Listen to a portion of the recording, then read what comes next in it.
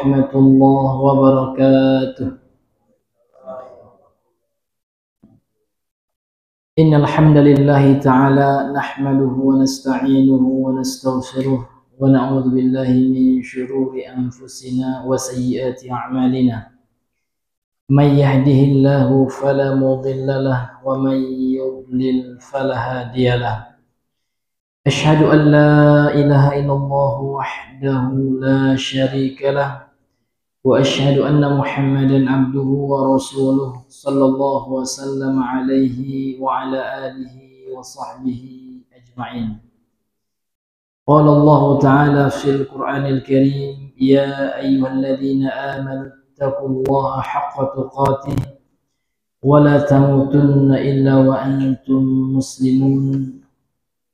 أما بعد، فإن أصدق الحديث كتاب الله وخير الهدى هدى محمد صلى الله عليه وسلم وشر الأمور محدثاتها وكل محدثة بدعة وكل بدعة ضلالة وكل ضلالة في النار. نسأل الله السلامة والعافية. معاشر المسلمين، إخواني في الدين wa akhwati fillah, azani Allah wa iyyakum. Kembali kita bersyukur kepada Allah Subhanahu wa taala karena pada pagi hari ini kita kembali bisa berkumpul di dalam masjid ini dalam rangka untuk menunaikan kewajiban kita salat subuh berjamaah. Kemudian salawat dan salam, marilah kembali kita bersalawat kepada Nabi besar Muhammad sallallahu alaihi wasallam. Allahumma salli ala Muhammad wa ala ali Muhammad. Ma'asyiral muslimin, jemaah yang Allah muliakan, kita kembali melanjutkan kajian kita pada kitab Syarh Ulumatil I'tiqad Al-Hadi ila Sabilir Rasyad, yang mana pada pertemuan yang lalu kita telah membacakan tentang keimanan terhadap yaumul hisab, mizan ya. Mizan, yaitu timbangan. Bahwasanya nanti di akhirat akan ada penimbangan amal, bahkan akan ada timbangan yang akan ditimbang setiap amalan kita yang kita lakukan di dunia ini, baik maupun yang buruk. Kemudian kita lanjutkan pada pembahasan kita pada pagi hari ini adalah tentang keyakinan kita umat Islam secara umum tentang nasrud dawawin, dibentangkannya catatan-catatan amal. Jadi kita meyakini nanti di akhirat catatan-catatan amal-amal kita akan dibentangkan, akan dibuka oleh Allah Subhanahu wa taala. Qala al-musannifu rahimahullah, nashrud dawawini. An-nashru lughatan fathul kitabi aw bathus syai'i. Secara bahasa, an-nashr itu adalah membuka kitab atau membuka buku catatan. Atau bathus syai' atau membentangkan sesuatu. Itu kata nasrun, ya, nasr.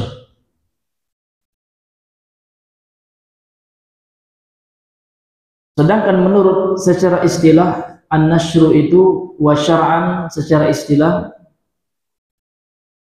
idharu sahaifil a'mali yaumal qiyamati wa tawzi'uha, menampakkan catatan-catatan amal di hari kiamat dan pembagiannya. Jadi catatan-catatan amal yang kita lakukan di dunia ini nanti di akhirat akan ditampakkan oleh Allah Subhanahu wa taala, kemudian akan diberikan kepada setiap manusia catatan-catatan amalnya tersebut.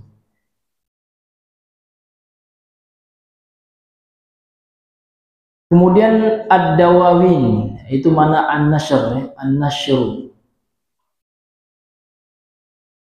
Sedangkan ad-dawawin jam'u diwanin, ini bentuk daripada diwan, ini jamak taksir, dawawin.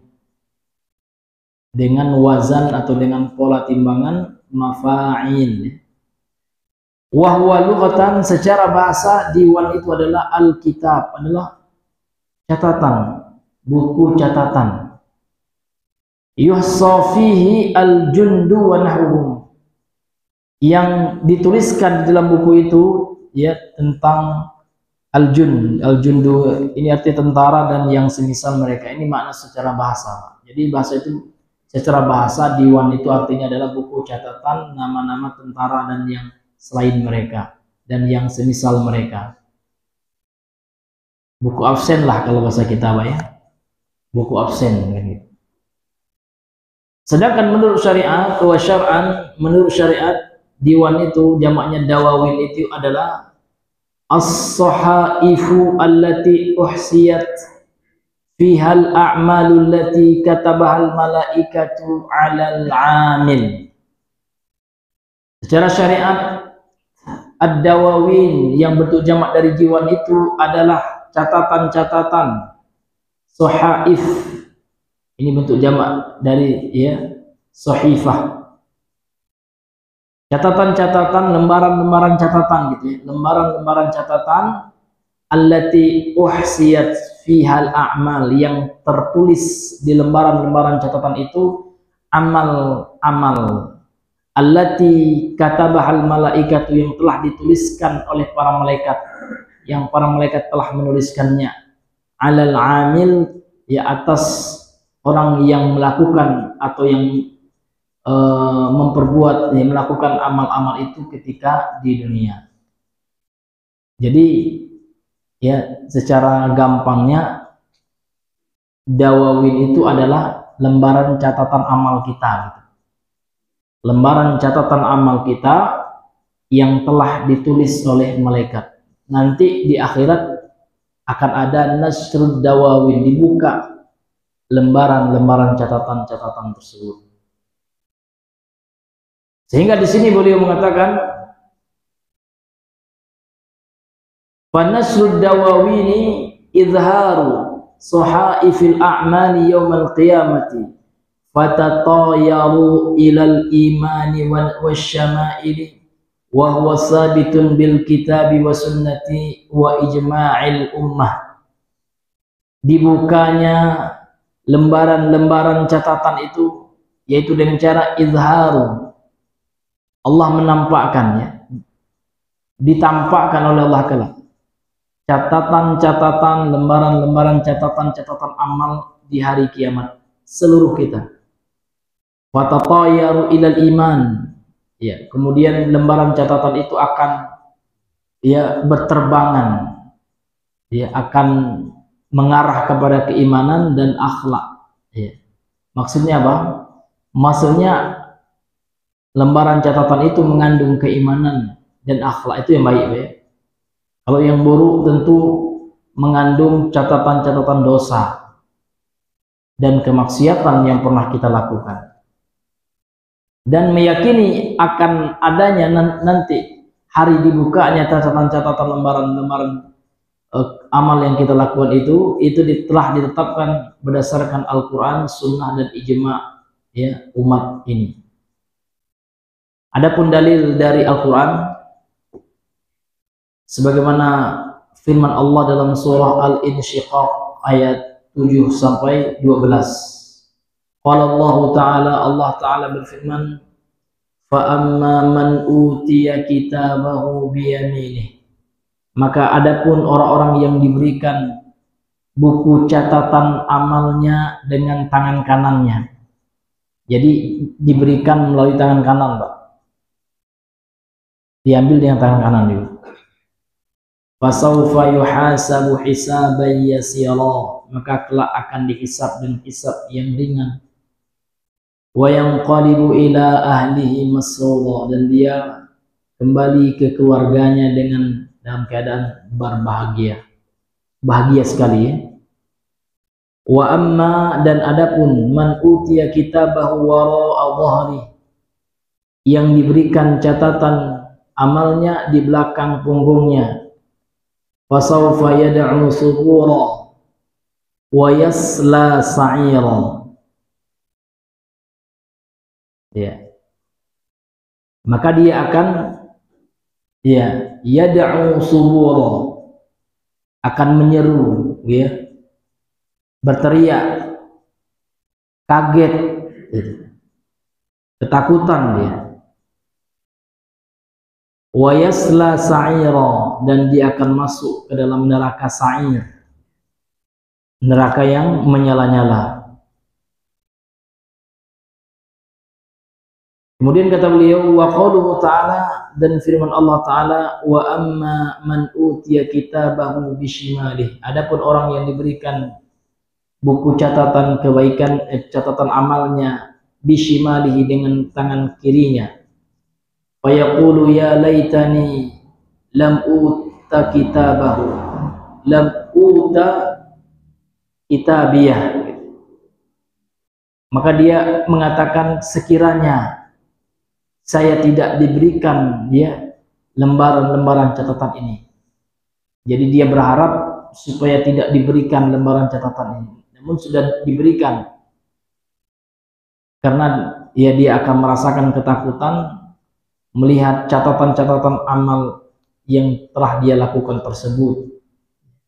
Karena berdasarkan ayat yang sebelumnya, orang yang diberikan lembaran catatan keburukannya, dia kaget dan terkejut, ya, yad'u subura, dia menyeru, ya, dengan keadaan takut, kaget, dia terkejut.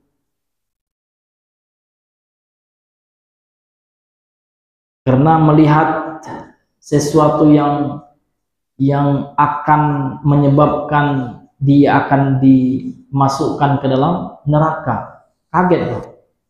Siapapun manusia kalau melihat sesuatu yang akan menyeretnya ke dalam neraka, pasti nanti akan kaget dan ketakutan. Makanya dalam ayat ini ya Allah mengatakan wa yasla sa'ira, karena dia akan masuk neraka. Maka dia kaget, terkejut, ya, menyeru dengan ketakutan, aduh, gitu ya, ini luar biasa nih amalku ini.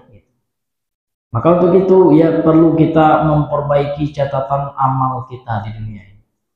Bisa kita perbaiki amal kita, bisa dengan mengisi dengan lembaran-lembaran yang baik. Sehingga dalam hadis Nabi banyak sekali ya, Rasulullah menyeru kita untuk mengiringi keburukan itu dengan kebaikan. Di antaranya dalam hadis Sahih Muslim ya, dan diriwayatkan oleh ulama yang lain, kata Rasulullah, ittaqillaha haitsu ma kun, bertakwalah kepada Allah dimanapun engkau berada, wa atbi'is sayyi'atal hasanah tamhuha, maka iringilah, ya, ikutilah perbuatan buruk itu dengan kebaikan.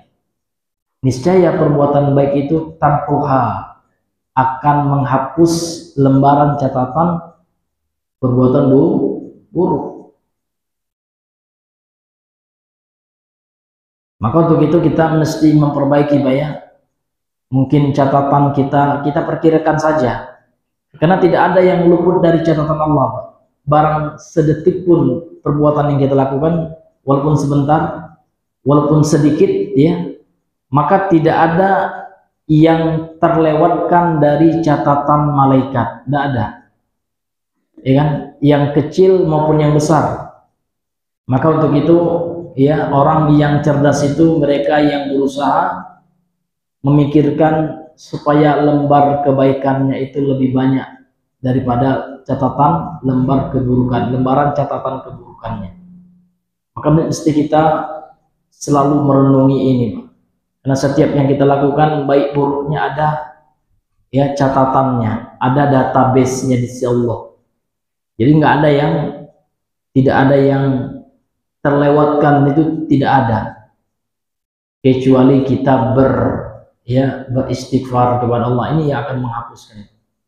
Bertobat kepada Allah, karena orang yang bertobat kepada Allah itu, Pak, dihapuskan dosa-dosanya. Ya, sebagaimana titik hitam di hati orang yang bermaksud itu kan, ketika bertobat akan dihapuskan oleh Allah. Jadi tobat itu bagaikan ini, Pak, ya. Kalau umpamanya di laptop bagaikan install ulang dia. Jadi kita menginstal ulang laptop kita atau HP gitu ya. Begitu juga tobat itu ya. Maka pentingnya kita senantiasa memperbaiki lembaran catatan amal kita sehingga menjadi baik. Kemudian berdasarkan hadis ya dari Aisyah, an Aisyah radhiyallahu anha annaha sa'alatin Nabiy sallallahu alaihi wasallam, bahwasanya Aisyah pernah bertanya kepada Nabi sallallahu alaihi wasallam, hal tadhkuruna ahlikum? Qala amma fi salasati mawatina fala yadhkuru ahadun ahadan ya indal mizan hatta ya'lama ayakhiffu mizanuhu am yasqul, wa inda tatayuri su'ufi hatta ya'lama aina yaqa'u kitabu fi yamini am fi shimali am wara'a dhahrihi, wa inda sirati idza wudi'a baina dhahrani jahannam hatta yajuzu. Rawahu Abu Dawud wal Hakim wa qala sahihun ala syartihima. Yang artinya Aisyah bertanya, apakah kalian, yakni orang kelak di akhirat, Pak. Maksudnya kalian di sini maksudnya mereka yang di akhirat, kita semua. Kita nanti yang telah berada di yaumil akhir, di akhirat. Apakah mereka itu akan ingat kepada keluarganya? Orang yang di akhirat kelak, Pak. Apakah ingat mereka dengan keluarga mereka ketika di dunia? Itu pertanyaan Aisyah.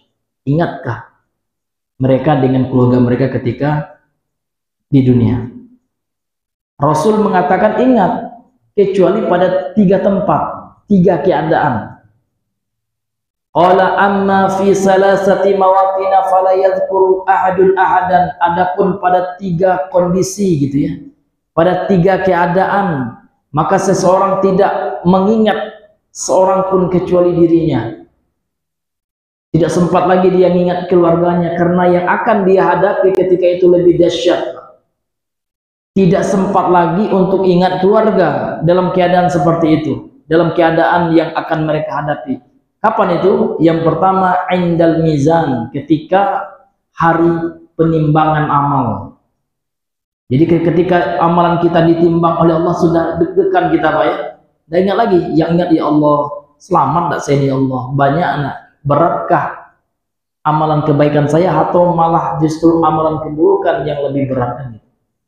Hatta ya'lama, sampai seseorang itu tahu, ayakhiffu mizanu am yasqul, apakah ringan timbangannya atau berat gitu. Jadi ketika itu tidak ada yang ingat, kata Rasulullah ya, kecuali dirinya sendiri.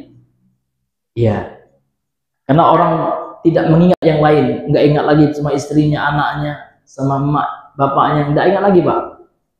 Yang dia ingat, dia fokus dengan yang dihadapi, yaitu apakah timbangan kebaikannya itu berat ataupun ringan gitu.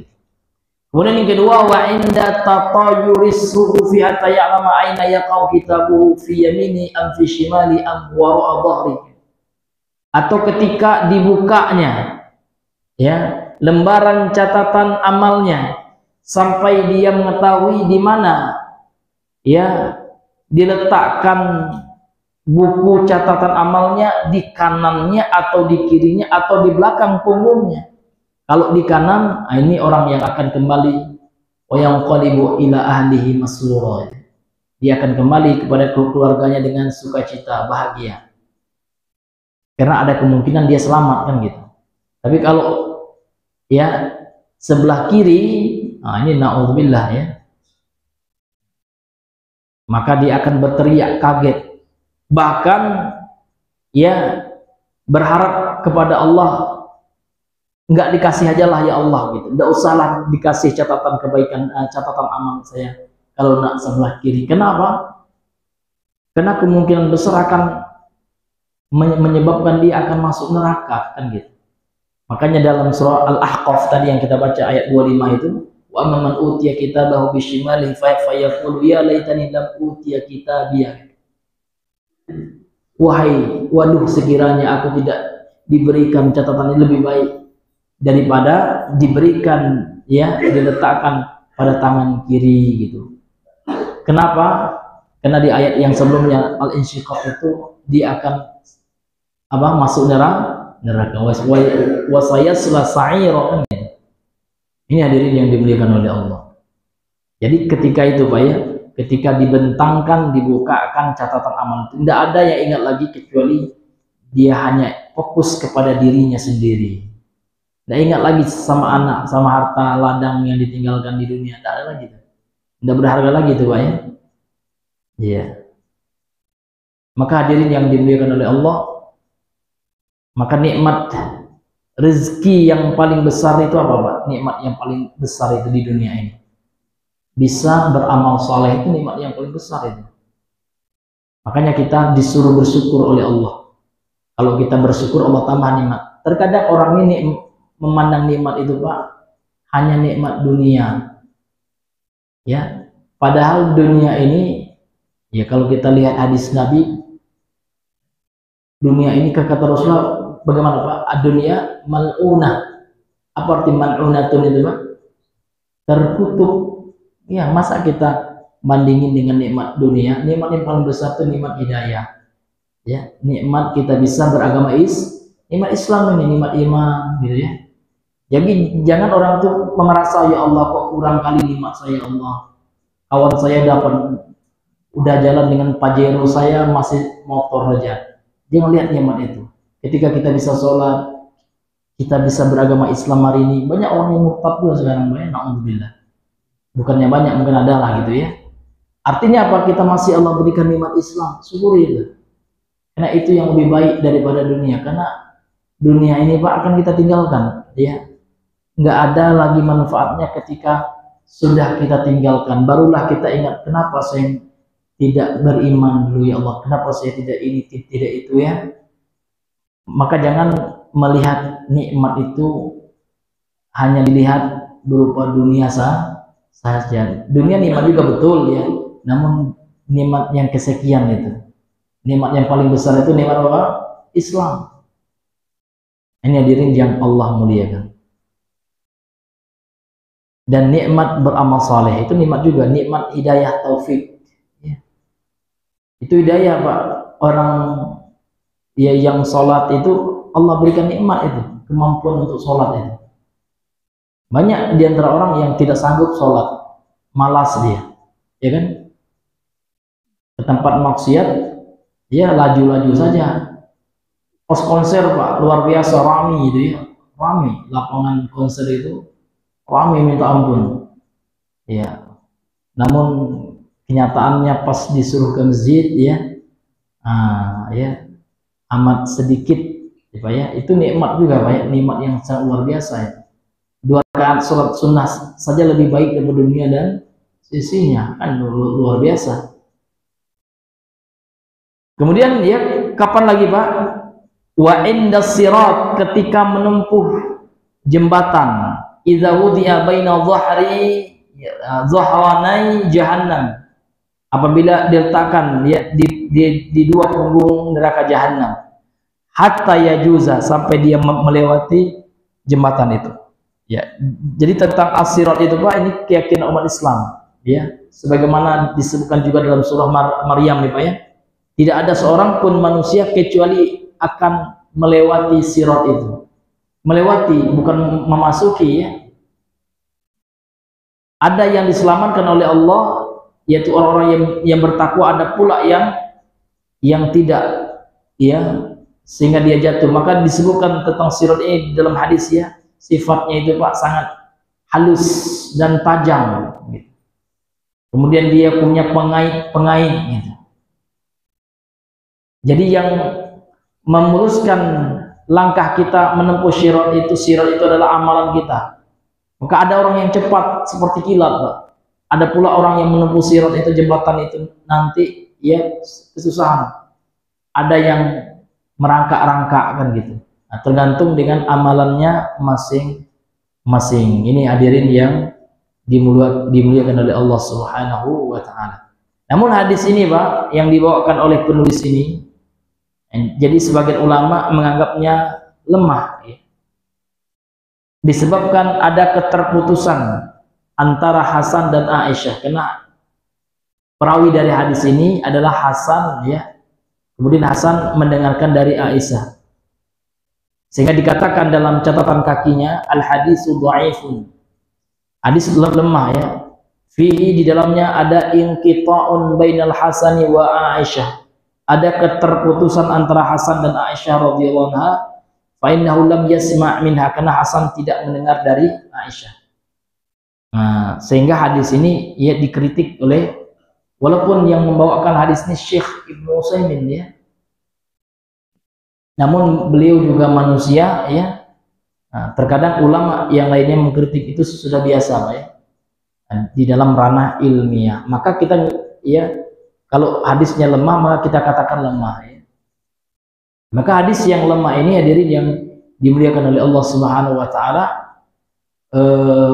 untuk diamalkan itu tidak boleh dalam perkara akidah.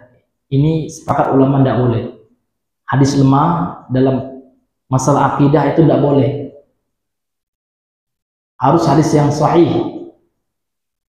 Kemudian yang kedua, minimal hasan, yang kedua dalam perkara hukum.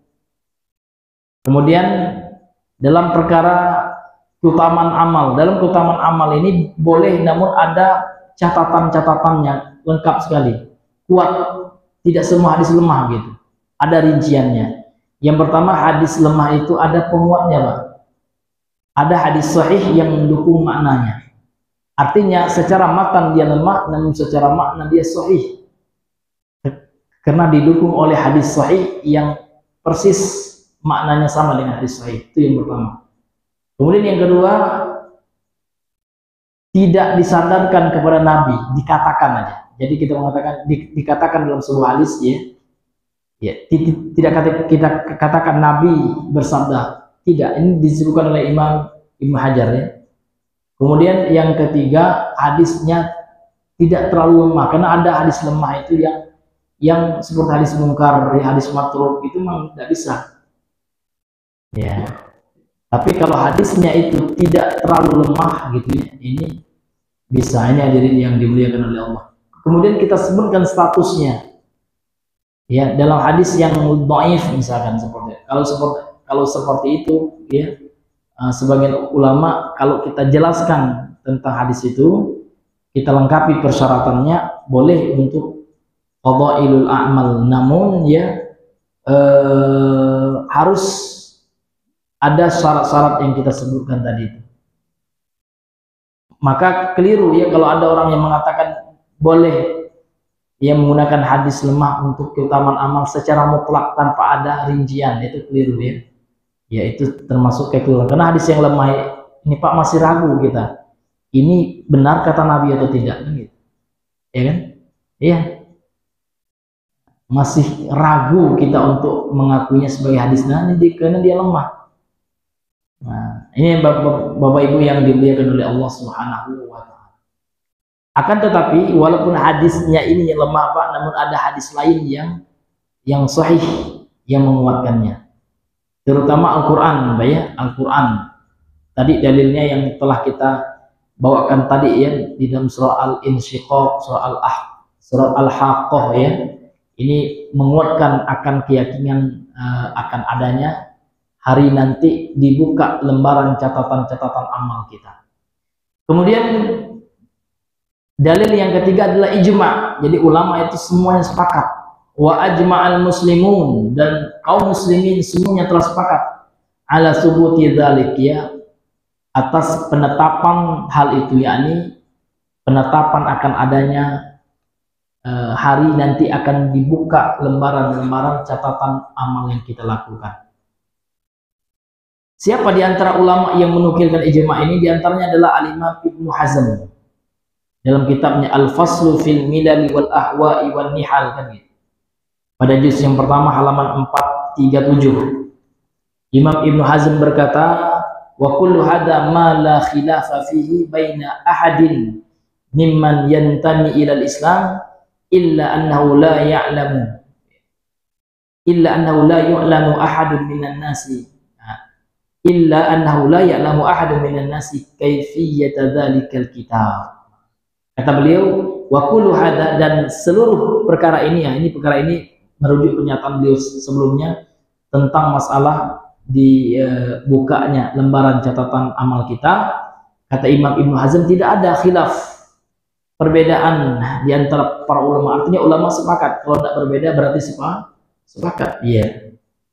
Baina ahadin, antara seorang pun mimman yantami ilal Islam, yang mereka ya menyandarkan diri mereka kepada Islam. Jadi seorang pun kaum muslimin gitu ya, yang menyandarkan diri mereka kepada Islam, yang mengaku muslim gitu. Illa, kecuali annahu la ya'lamu ahadun minan nas, tidak ada seorang pun dari manusia yang mengetahui kaifiyata dzalikal kitab, bagaimana bentuk buku catatan itu, macam mana bentuknya. Tidak ada yang tahu, karena itu perkara goib, ya kan? Apakah bukunya kayak buku kita? Itu wallahu a'lam, Pak. Wallahu a'lam bimuradiha. Allah yang lebih tahu itu, karena itu perkara gaib dan belum datang masanya. Nah, nantilah kita lihat sama-sama catatan itu, Pak ya.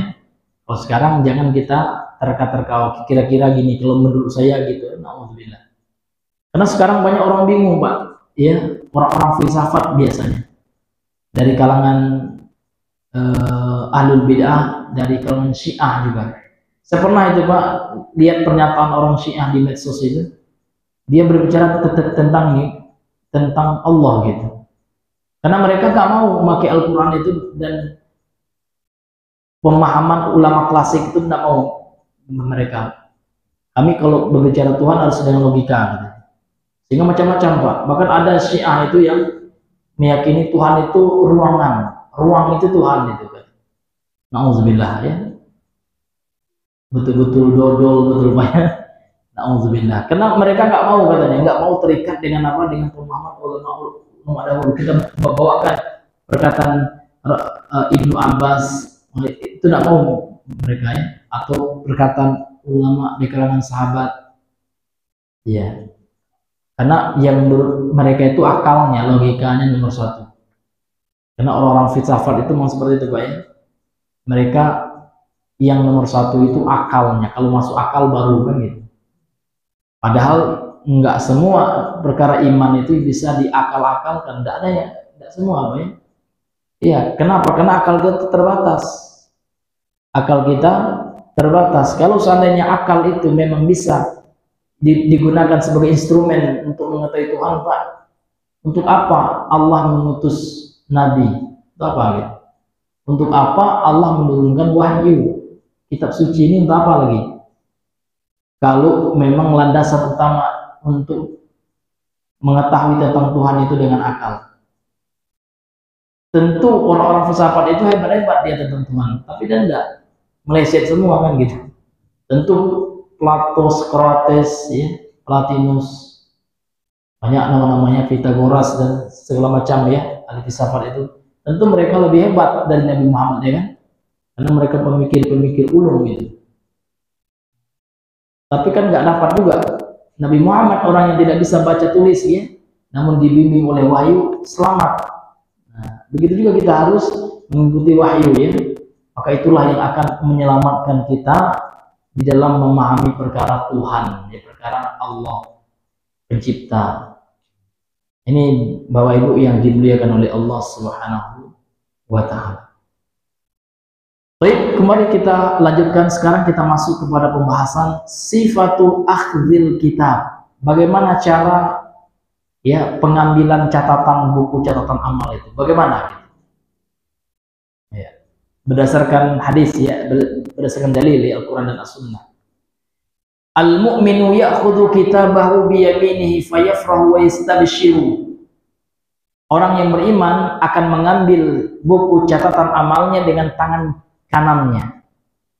Setelah diambilnya, Pak, fayafrah, atas kemudian dia bahagia, wa yastabshir, kemudian diberikan kabar gembira, wa yaqul ha'umqra'u kitabiyah. Ya. Ini catatan amalmu, bacalah kitab catatan amalmu itu dengan bahagia ini, dengan senang hati, dengan sukacita.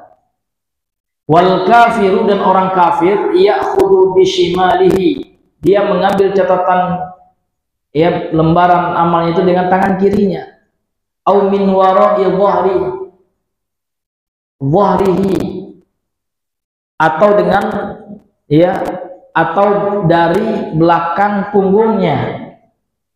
fayad'u bil wail, maka dia diseru, bisa yud'au ya, yud'au ya.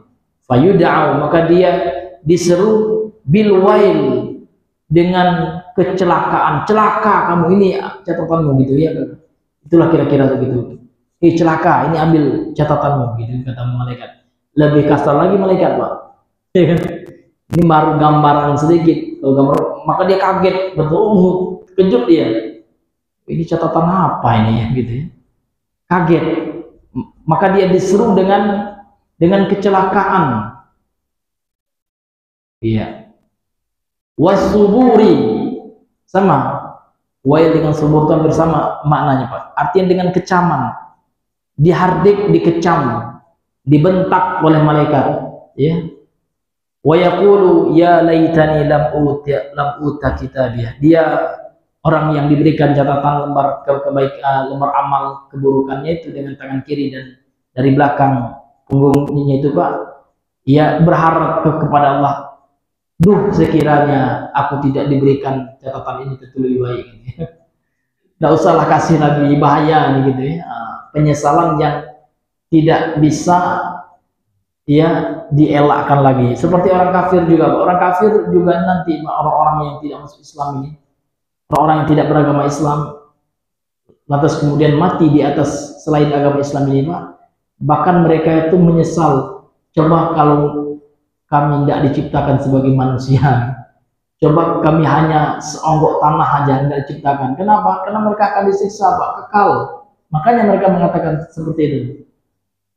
Ya laitani kuntu turaba, kata mereka.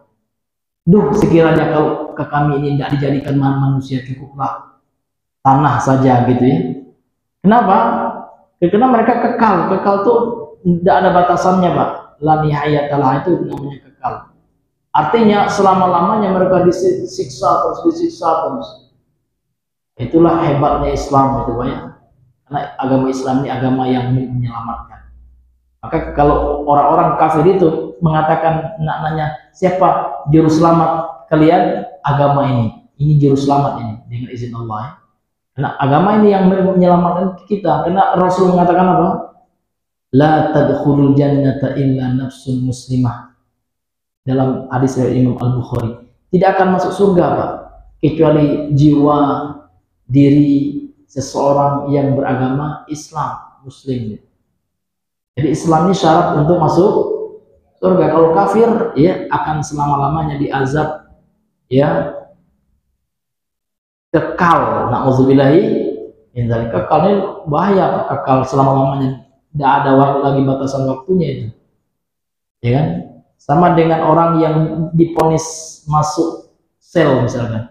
Kalau dia diponis bapak masuk sel, ya kan, misalkan 10 tahun, nah itu masih ada harapan, udahlah nanti setelah 10 tahun saya keluar gitu. Tapi kalau bapak dimasukkan sel selama-lamanya, kaget dia, ya kan, ini selama-lamanya ini, tidak ada pembatasannya kan gitu. Begitu juga nanti orang kafir itu. Makanya kita selalu bersyukur kepada Allah nikmat Islam dan nikmat tauhid. Ya, nikmat tauhid. Karena tauhid ini yang menyelamatkan kita dari kekekalan di neraka. Nauzubillahi min dzalik. Walam adri ma hisabiyah. Dan aku tidak tahu, katanya. Ya, ma hisabiyah. Bagaimana hisab yang akan menimpanya? Tidak tahu dia. Ya, kaget dia. Ini Bapak Ibu yang Allah muliakan. Kemudian ya, jadi selesai kita pembahasan tentang catatan amal ya. Insya Allah karena mengingat waktu ya, pada pertemuan yang berikutnya kita masuk kepada haud ya, keyakinan terhadap telaga Nabi Sallallahu Alaihi Wasallam. Karena mengingat waktu ya, karena sudah berbeda tema pembahasannya, maka kita cukupkan dulu sampai di sini. Yang intinya hadirin, Bapak Ibu yang dimuliakan oleh Allah Subhanahu wa taala, nanti kelak di akhirat, Pak, catatan amal kita ini akan dibuka oleh Allah. Tidak ada yang luput ya, baik yang buruk maupun yang baik. Namun kalau seandainya kita memperbanyak taubat dan istighfar, itulah yang akan menghapusnya. Karena berdasarkan hadis yang kita sampaikan tadi, wa atbi'is sayyi'atal hasanata tamhuha, kan gitu. maka iringilah ya perbuatan buruk maksiat itu dengan kebaikan, karena kebaikan itu akan menghapusnya. Kemudian dalam Al-Quran juga apa ya, innal hasanati yudhibna sayyiat, sesungguhnya al hasanat, amal-amal baik itu insya Allah akan menghilangkan dan menghapus amal-amal buruk kita. Kalau dihapus, tentu kita berharap catatannya pun dihapus oleh Allah. Ya, amin amin ya rabbal alamin. Mungkin ini saja yang bisa kami sampaikan. Sebelum tutup, mungkin ada di antara bapak-bapak sekalian yang ingin bertanya, maka kami persilakan.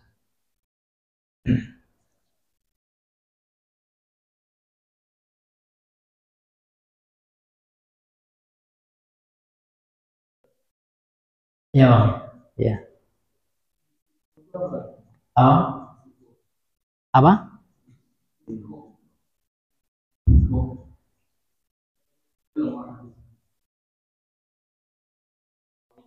Yang mana tuh bang? Iya. Yang ditanyakannya yang mana bang?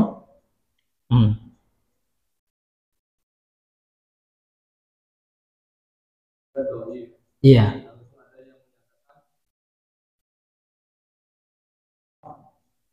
Oh siqoh ya. Oh siqoh ya. Siqoh itu artinya terpercaya. Ya. Kalau perawinya siqoh itu menunjukkan dia kuat itu pak. Lawan dari doif itu, ya kan?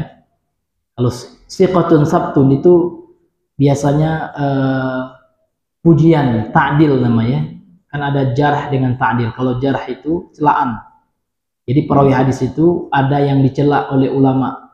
Memang harus seperti itu dalam ilmu hadis supaya untuk menjaga ke absahan sebuah hadis, sehingga hadis ini betul-betul sudah terfilter gitu ya, tersaring, iya kan? Nah, sehingga bisa kita bedakan mana yang lemah, mana yang kuat gitu ya. Sehingga dari sisi sanadnya perawinya harus jelas pak, mana yang dhaif, mana yang thiqah, ya kan? Seperti itu. Dan ini dipelajari pak dalam ilmu hadis itu, terutama dalam pembahasan rijalul hadis ya, ilmu tentang perawi-perawi hadis. Nah ini. Jadi thiqah itu artinya pak terpercaya dia. Nah, wallahu a'lam bishawab. Ya.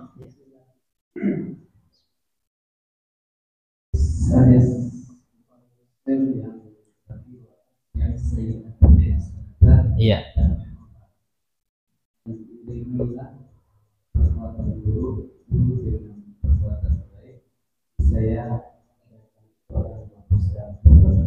Iya. Apakah setiap kita melakukan perbuatan buruk dengan perbuatan baik? Iya. Atau kita hentikan perbuatan buruk baik terus? Nah, gimana maksudnya? Iya, masya Allah ya. Iya, kalau perbuatan buruk itu kan diiringi dengan tobat. Tobat itu kan perbuatan baik. Tentu tobat itu ada syarat sah diterimanya tobat. Tobat yang nasuha itu ya. Ya, yang pertama kita ikhlas dalam bertobat, karena tobat ini amal ibadah. Setiap ibadah harus dilandasi dengan keikhlasan, ya kan? Kalau nggak ikhlas nggak diterima oleh Allah ibadah apapun itu. Nah, kemudian kita meninggalkan dosa itu syarat tobat itu, ya kan? An yakhla gitu kan, anidzam. Hendaknya seorang itu meninggalkan dosa, karena kalau seandainya dia tobat namun tetap melakukan dosa itu berarti belum bertobat, karena syarat tobat itu harus dia tinggalkan pak langsung, nggak boleh nantilah, itu belum bertobat namanya. Misalkan dia bertobat dari riba, jadi memang dia tinggalkan, keluar dia dari hal yang berkaitan dengan riba itu, baru dikatakan bertobat. Kemudian ada tekad dalam hatinya untuk tidak mengulangi lagi, ya kan? Namun ternyata terulang lagi, tobat lagi, tinggalkan lagi kan gitu, sesali lagi, kemudian menyesal juga, itu syaratnya pak ya. Bagaimana ya, seperti itu. Jadi bukan mana hadis itu udahlah ya, nah, maksiat juga ya kan, yang penting kita berbuat baik, yang maksiat ini tidak ditinggal-tinggal, itu enggak gitu, tidak bisa ya. Maksud daripada hadis ini adalah kita ya melakukan kebaikan setelah bertobat dari keburukan kan gitu. Harus diawali dengan taubat gitu Pak. Karena dosa besar itu tidak bisa dihapus kecuali dengan taubat. Kalau dosa kecil itu bisa dengan istighfar, astagfirullah bisa. Tapi kalau dosa besar ya ini enggak ya. Kalau dosa kecil itu bahkan bisa dihapus dengan Ramadan ya, puasa Ramadan kita bisa. Maka dalam hadis itu kan dikatakan itu wa ramadhanu illa ramadan ya mukaffiratun ma bainahunna, kan ada syaratnya kan, idza ujtinabatil kabair kan gitu, apabila ditinggalkan dosa besar, maksudnya bertobat, karena syarat bertobat itu harus meninggalkan dosa itu. Karena kalau seandainya orang masih melakukan dosa itu belum dikatakan bertobat. Iya. Contoh orang bertobat dari gibah, Pak. Namun dia tetap gibah, saya tobatlah dari gibah ini ya. Nanti orang dimunjingnya juga nanti ya, itu berarti belum bertobat. Kalau dia betul-betul bertobat ya, maka dia akan meninggalkan dosa itu dan menyesalinya. Dan berupaya untuk tidak kembali melakukannya. Tapi kalau seandainya dia kembali melakukannya, jangan putus asa. Nah, karena setan senang Pak. Putus asa itu maksudnya apa? Tidak mau lagi dia tobat, jero dia, ya kan? Kata setan kan gitu, kamu nih tobat sambal aja kamu. Kemarin lah tobat lagi sekarang gitu. Itu setan itu Pak. Ya, jadi kita tobat itu Pak terus menerus, walaupun dosanya dilakukan, tobat lagi, menyesal lagi, nangis lagi, boleh itu. Sampai nanti kita mati dalam keadaan bertobat, itu lebih baik daripada mati dalam keadaan bermaksiat. Jadi intinya tobat ini tidak ada batasnya, terus menerus. Ada batasannya, tapi kelak ya ketika matahari telah terbit dari sebelah barat, atau ketika nyawa kita sudah mau lepas dari badan kita, yakni di tenggorokan, itu namanya ghorghoroh. Kan dalam hadis disebut seperti itu, innallaha yaqbalu taubatal abdi malam yugharghir gitu. Allah akan senantiasa menerima taubatnya seorang hamba selama belum yugharghir. Ghorghoroh itu sakaratul maut. Jadi sebelum dia sakaratul maut. Ya, jadi waktu sehat sekarang kita taubat Pak. Ya Allah, sesali semua dosa yang kita lakukan dan niatkan untuk meninggalkannya dan tidak akan melakukannya lagi kan gitu. Langsung kita tinggalkan gitu ya. Iya. Seperti itu, wallahu taala alam bisawab. Iya. Iya.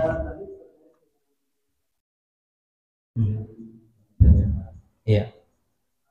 Apakah bank pemerintah ini termasuk bank profesional? Misalkan seperti BRI, bank BRI, misalkan itu bank pemerintah. Apakah mereka bank-bank ini termasuk bank itu? Apakah gimana kita bedakan bank profesional dengan bank pemerintah? Dulu Anda pernah juga apakah Anda yang salah? Nah, kalau bank pemerintah itu tidak termasuk profesional. Iya. Jadi sebenarnya Pak dalam kaidah fikih itu al-ibrah bil haqa'iq la bitasmiyah kan gitu ya. Yang menjadi pelajaran itu, yang menjadi intinya itu adalah hakikatnya seperti apa, bagaimana keadaan sebenarnya kan. Bukan penamaan, nah itu bank konvensional namanya, nah bank itu syariat namanya, nah itu bank sunnah gitu ya. Jadi bukan namanya Pak, tapi lihat hakikat yang ada pada sistem bank itu. Kalau bank itu ada sistem ribanya, ya kan? Kalau kita minjam pakai riba dia, istilah mereka bunganya gitu. Udah, nah itu namanya bank sunnah, nah apa ya? Itu riba berarti itu. Nah, seperti itu. Ya. Ya. Jadi kalau kita bekerja di situ, ya, atau kita mempromosikan itu, nah, tentu kita termasuk Pak, atau kita menjadi salah satu agennya, ya kan? Nah, atau kita yang menjadi penulisnya kan gitu, kan masuk ke dalam ranah riba semua itu, penulisnya, saksinya gitu. kecuali untuk kita menyewa jasanya namun tidak ada utang piutang dengan bank itu. Contoh, abang kan punya gaji di pemerintah kan, lewat bank itu boleh nggak? Itu tentu boleh, karena itu hanya penerimaan gaji aja, bukan kita ikut di dalam transaksi utang piutang yang akan berkonsekuensi kepada ribanya. Nah, karena sulit juga zaman sekarang itu Pak ya, karena apa-apa, bayar apa-apa lewat bank gitu kan. Iya, untuk men-TF bang, ya transfer apa-apa lewat bank kan gitu, ya kan. Nah, jadi itu boleh Pak, itu dalam artinya kita menggunakan fasilitasnya dalam keadaan ada kebutuhan kita, ada hajatnya kan gitu. Nggak bayar SPP anak lewat bank, transfer semacam apa gitu, kita kuliah kan, lewat bank ini, kalau di Win tuh Bank 9 Bang ya. Iya, jadi kalau hanya untuk seperti itu, insya Allah Pak ada keringanannya. Tapi yang tidak dibolehkan itu kita menjadi agennya, kerja di situ, mendukungnya kan gitu. Ini yang tidak boleh. Wallahu a'lam bishawab. Iya. Waalaikumsalam warahmatullahi wabarakatuh.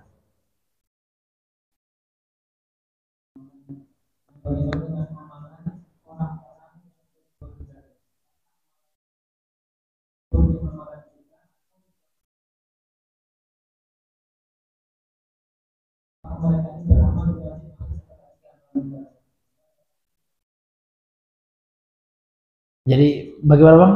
Ya. Oh ya, apakah amalannya masuk ke kita gitu ya? Iya. Iya. Iya. Kalau dalam hal itu ada penjelasan rinciannya, Pak, ya. Kalau amalan baiknya itu ada peran kita. Maksudnya kita yang mengajari kebaikan itu, tentu kita dapat amal jariah gitu. Artinya kita juga mendapat pahala dari kebaikan yang dilakukan karena ada peran kita, karena kita yang ngajarin gitu kan. Berdasarkan sabda Rasulullah ya, ad-dalu ya alal khairi kafa'ilihi, orang yang menunjukkan kepada kebaikan itu dia akan mendapatkan pahala seperti orang yang mengamalkan kebaikan itu, tanpa mengurangi pahala orang yang mengamalkannya itu Pak, karena kita ada peran gitu. Begitu juga sebaliknya maksiat, kalau kita mencontohkan maksiat ya, contohnya kita ibu ya, kita artis ya, kita pakailah di medsos itu kan banyak follower kita kan, IG kita 2 juta pengikutnya misalkan, pakai seksi lah kita kan, diikuti oleh follower, mantap juga ini artis ini ya kan, nampak pusatnya itu gitu, dipakai juga, nah dapat dia dosa jariah ya kan. Orang yang memakai pakaian buka aurat itu dapat pahala, dapat dosa, dia juga dapat Pak. Kenapa? Karena orang bermaksiat karena meniru dia, maka hati-hati betul itu. Nah, kan? Nah, itu dengan dosa jariah. Nah, seperti itu. Atau kita juga sebagai orang tua Pak ya, merokok kan haram itu. Ditiru sama anak kita. Ayah aja merokok katanya, masa saya tidak boleh gitu. Nah, anak juga gini juga kan payah juga ayah anak melarang kan. Kita juga merokok gitu. Anak kita menurut kita merokok Pak, dapat dosa jariah kita. Nah, ini ada ya seperti itu Bang ya. Jadi ada rinciannya gitu. Tapi kalau seandainya kita sudah menegur anak kita gitu kan, namun anak kita tetap ngotot, itu insya Allah nggak ada amalannya masing-masing itu. Seperti anaknya Nabi Nuh alaihissalam itu ya, karena Nabi Nuh sudah berupaya, berusaha untuk ya mengarahkan anaknya, bahkan ditariknya anaknya masuk ke kapal, nggak mau juga gitu kan. Nah, udah, ya kan, itu masing-masing lagi. Dosa seseorang itu tidak akan menanggung dosa orang lain, maka ada rinciannya seperti itu ya. Artinya kapan dosa kita itu tidak ditanggung oleh orang ya, kalau seandainya sudah tidak ada lagi hubungannya kita dengan orang itu, artinya dosa yang kita lakukan itu tidak karena mencontoh orang itu, tidak terinspirasi dengan orang itu. Tapi kalau kita melakukan maksiat Pak, terinspirasi dengan orang pelaku maksiat itu, pelaku maksiat itu dapat dosa juga itu. Nah, seperti itu Pak ya. Wallahu a'lam bishawab. Iya. Iya Pak ya. Iya. Tobat yang baik dan benar seperti apa? Iya, Masya Allah. Iya. Jadi ada syarat ya Pak ya, seperti yang telah kita sebutkan tadi, yang baik yang benar itu tobatnya yang pertama ikhlas. Orang yang bertobat itu memang dari dalam hatinya Pak ya, karena memang takut kepada Allah. Karena Allah intinya. Nah, kemudian yang kedua dia menyesali Pak dosa yang pernah dia lakukan. Jadi ada penyesalan. Ya. Itu yang ketiga, maaf ya. Yang pertama dia ikhlas, yang kedua dia meninggalkan dosa itu langsung. Contoh orang bertobat misalkan dari dosa ya berzina misalkan. Langsung dia Pak, ya Allah tobat saya ya Allah, langsung dia tinggalkan. Ya kan contohnya laki-laki yang terkurung dalam gua dan maris ya. Kan dia bertawasul dengan amal solehnya, kan dia mengisahkan dia sangat suka dengan seorang wanita, dahulu kan cantik sekali gitu kan. Sehingga diajak berzina. Wanita itu tidak mau, wanita itu kan. Namun ketika wanita itu lagi butuh uang gitu kan, dalam masa paceklik gitu, butuh bantuan gitu kan, dia laki-laki yang punya uang nih kan, mau akhirnya wanita itu. Tapi sebelum dia menzinai wanita itu kan mengatakan, wanita itu mengingatkan dia kepada Allah, janganlah engkau ya masuki sesuatu yang bukan halal bagimu gitu kan. Langsung seketika dia ingat kepada Allah, dia menyesal dan dia bertobat, langsung ditinggalkannya, tidak jadi dia. Itu yang tobat. Jadi kita langsung tinggalkan amal itu. Tapi kalau kita tetap melakukan maksiat itu, maka belum dikatakan bertobat. Jadi tobat itu Pak harus ditinggalkan dosa itu. Waktu kita nak tobat itu Pak, langsung kita ini, ya kan, kita matikan, kita tinggalkan, kita hilangkan gitu ya. Contoh orang tobat dari merokok, langsung dibuangnya seketika itu. Astagfirullahaladzim, tobat saya dengan rokok ini kan, dibuangnya langsung pada tobatlah ya Allah, astagfirullahaladzim. Tapi tetap juga gini, ini enggak bertobat itu, enggak, ya kan? Iya. Nah, itu belum bertobat itu Pak. Iya, ya kan? Nah, jadi Pak, yang kedua itu syaratnya harus ditinggalkan betul Pak. Kemudian yang ketiga menyesalinya. Jadi betul-betul kita menyesal gitu Pak ya. Nah, jadi itu syarat orang yang bertobat. Sehingga orang yang bertobat yang betul tobatnya itu Pak, kalau ingat dosa itu nangis dia Pak, takut dia, gemetar artinya ya. Gemetar badannya ingat dia maksiat itu. Enggak kayak sebagian orang. Ada sebagian orang yang katanya udah hijrah itu. Ya kan? Tapi dengan bangganya, saya dulu katanya Bapak enggak belum apa-apa dibanding saya Pak, saya dulu bunuh orang loh gitu, dengan bangganya gitu. Padahal katanya udah tobat, udah hijrah, itu belum itu Pak. Jadi orang yang bertobat itu ingat dosanya itu langsung nangis dia Pak, ya Allah gitu ya. Jangankan dia ucapkan, dia ceritakan dosanya, ingat aja dia langsung menyesal, langsung nangis, langsung gemetar badannya gitu. Ya, nah itu Pak, itu contohnya orang yang ciri orang yang tobat yang sebenarnya itu. Orang yang selalu menyesal, bahkan menangis ingat dosanya. Tapi kalau orang ingat dosanya pingin lagi, orang yang tobat dari judi misalkan, dan dapat duit dah pingin judi lagi, itu tidak tobat itu. Ya? Karena orang yang bertobat itu betul-betul hatinya menyesal dari apa yang dia lakukan, tidak mau lagi dia mengulangi lagi gitu ya. Nah, itu Pak ya. Kan ada cara-cara, ada bilang oh gitu Pak ya, yang itu ya. Iya, oh cara bertobat gitu ya. Ya kalau mandi tobat itu enggak ada ya kalau mandi tobat. Tapi yang ada itu sebagian ulama itu kalau sholat sunnah tobat ada, karena ada sebagian hadis, namun walaupun ada perbedaan pendapat ya, ada ulama yang mengatakan tidak, ya cukup kita melakukan syarat tobat ikhlas, meninggalkan dosa, menyesalinya seperti itu ya. Kemudian yang keempat bertekad untuk tidak lagi mengulanginya, cukup seperti itu. Tapi ada juga bayar dalam hadisnya itu kan, ketika seorang melakukan maksiat maka dia sholat sunnah 2 rakaat. Nah, ada sebagian ulama memahami sholat sunnah 2 rakaat itu adalah sholat sunnah tobat. Iya. Nah, tapi yang terpenting Pak, ya tobat itu, ciri orang tobat itu dia menyesal Pak. Ya ketika ingat dia dosanya itu langsung nangis, dia itu cirinya itu. Tapi kalau ada orang yang bermaksud ada tobat ya Allah, tapi dalam artinya aduh kayaknya enak itu ya gitu, itu belum tobat itu Pak. Masih ada keinginan untuk melakukannya, itu belum bertobat. Oh itu Pak ya, kayak mandi tobat itu memang tidak ada Pak ya. Iya, yang ada itu mandi wajib gitu. Iya. Iya, mandi junub, ya kan, mandi sunnah gitu. Iya. Nah, seperti itu. Karena itu menyerupai orang Kristen itu Pak. Kan dibaptis itu artinya dimandikan itu. Dibersih. Kalau seperti itu nanti khawatirnya kita menyerupai agama lain yang gitu, agama kafir gitu. Ya kan? Nah, kan orang apa tuh dibaptis dia ya untuk menerima Tuhan Yesus katanya, naudzubillah. Kalau kita ya Tuhannya Yesus gitu. Kalau mereka kan menganggap Yesus Tuhan gitu.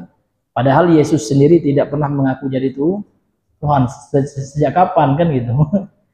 Cuman dikatakan si Paulus ya, Paulus yang bilang, yang nulis Paulus, Yesus mengatakan gini-gini. Mana ada Yesus yang bilang ya kan gitu. Jadi Pak, yang murni kata suci itu Al-Quran Pak. Kalau kitab Injil yang mereka klaim Injil sekarang itu enggak. Ada Injil Markus, ada Injil Lukas, itu semua kan tulisan orang itu Pak. Iya, yang dianggap, yang diyakini betul dia menuliskan wahyu, kan orang yang nulisnya.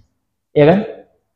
Nah, tapi kalau Al-Quran enggak, Al-Quran itu ada, bahkan di awal-awalnya itu Nabi melarang orang menulisnya Pak. Untuk apa? Untuk menjaga kemurnian Al-Quran, supaya tidak ada tulisan yang dimasukkan dalam Al-Quran kan gitu. Bahkan Nabi lebih menekankan kepada hafalan. Bahkan banyak orang sekarang hafal Al-Quran tuh ya. Iya. Nah, kalau Injil itu yang mereka anggap Injil, bukan Injil yang sebenarnya Pak ya, bukan Injil yang original. Karena yang original itu tidak ada lagi Pak ya. Semuanya sudah dirubah-rubah kan gitu. Dalam Al-Quran dijelaskan seperti itu. Iya kan? Nah, kalau Injil yang mereka klaim sekarang ini tidak ada, mereka yang hafal itu tidak ada. Nah, karena banyak kata-kata yang nggak masuk akal ya, yang kontradiktif ya. Ya wallahu a'lam bishawab. Jadi ini nikmat Islam nih Pak, mesti kita syukuri Pak ya.